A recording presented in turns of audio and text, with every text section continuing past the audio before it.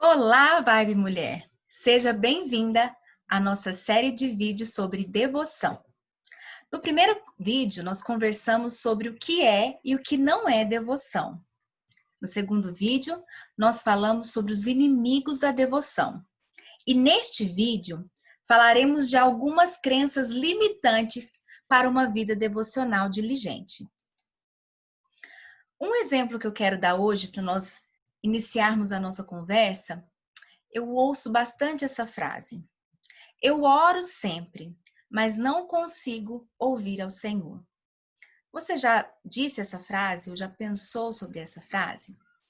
Bem, se eu quero ouvir a voz de Deus, se você quer ouvir a voz de Deus, preciso te dizer uma coisa. Você precisa ler. Existe uma frase da Rita Selim que diz assim: leitura é a porta de conhecimento. Resta ao leitor possuir duas importantes coisas para não ser um ignorante letrado: discernimento e sabedoria.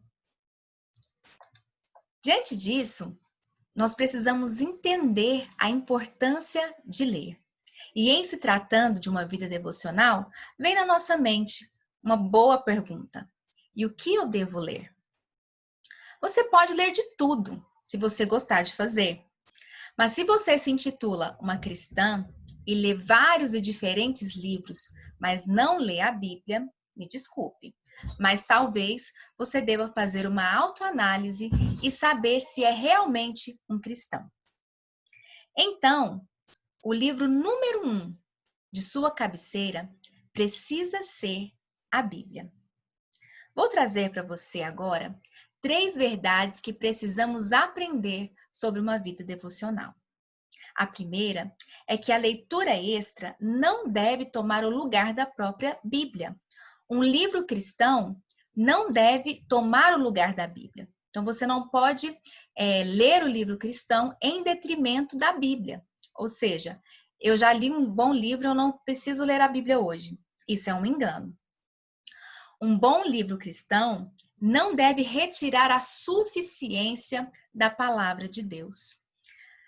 E a terceira verdade, é que precisamos mais ler a Bíblia do que ler a respeito da Bíblia. Os livros são, sim, uma ótima ferramenta para nos ajudar a compreender de fato a Bíblia, mas eles não substituem a palavra do nosso Senhor. Agora eu quero trazer para vocês algumas mentiras que nós acreditamos para não ler a Bíblia. A primeira é que eu não consigo entender a sua linguagem, eu não consigo fazer a exegese, não consigo compreender esse texto. E a segunda é não entendo como aplicar essa leitura que eu estou fazendo da Bíblia na minha vida. Eu não consigo fazer a hermenêutica. Bem, para que seja possível você compreender a Bíblia, o que está contido na Bíblia, você precisa entender o motivo para qual ela foi escrita. De quem é que se trata a Bíblia? Quem é o personagem principal da Bíblia? Se você ler a sua Bíblia procurando você na Bíblia, você não vai encontrar. E você vai correr um grande risco de fazer uma aplicação das verdades bíblicas de forma errada. A Bíblia, ela fala a respeito de Deus e a respeito do seu plano para nos salvar através do seu Filho Jesus. Jesus, então, é a coroa da Bíblia. Ele é a supremacia e a suficiência da Bíblia. Agora, quais são as verdades que devemos crer para ler a Bíblia? Então, nós devemos crer que a Bíblia foi escrita para pessoas simples, como eu e você. E nós também precisamos crer que nós recebemos o Espírito Santo, que entre outras funções que ele possui, ele é capaz de nos iluminar os olhos e abrir o nosso coração para nos fazer compreender. Então é importante que você não desista de ler a Bíblia. Mesmo que você, no início, não esteja compreendendo muito bem o que você está lendo. Então é importante você procurar ajuda. Uma pessoa mais experiente, alguém da sua igreja, ou uma mulher madura, que vai indicar para você como interpretar a Bíblia, fazendo estudos bíblicos, compreendendo a história, o contexto em que aquele livro foi escrito ou que aquela carta foi escrita. Isso é muito importante e você verá que também é muito divertido fazer isso.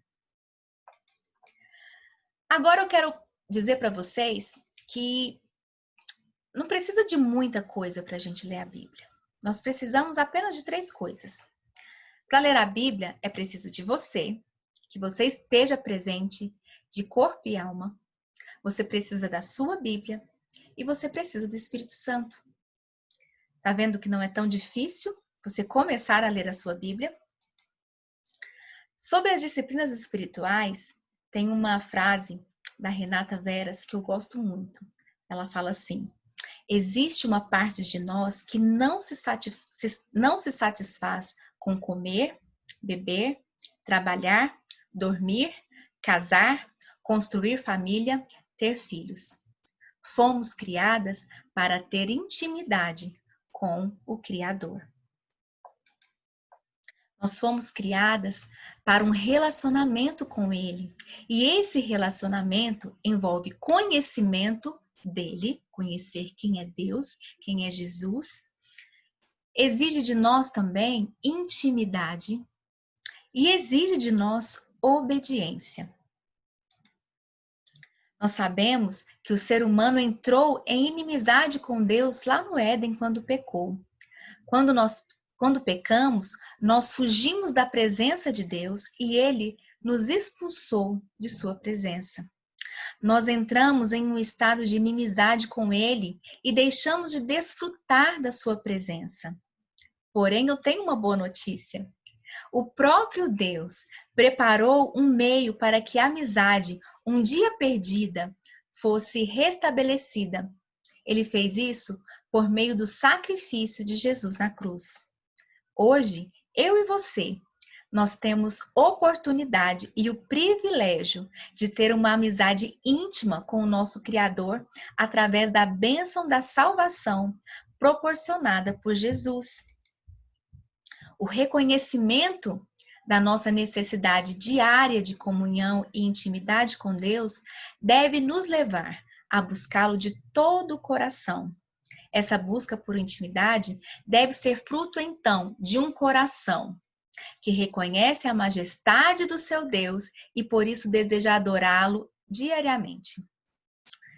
Reconhece também o que Deus fez e por isso é profundamente grata. Esse coração reconhece as bênçãos e a alegria de andar próximo àquele que cuida de sua vida. E também a devoção brota de um coração que ama verdadeiramente o seu Deus. Espero que esse vídeo te ajude na sua jornada em busca de intimidade e devoção a Deus. Um grande beijo, fiquem com Deus!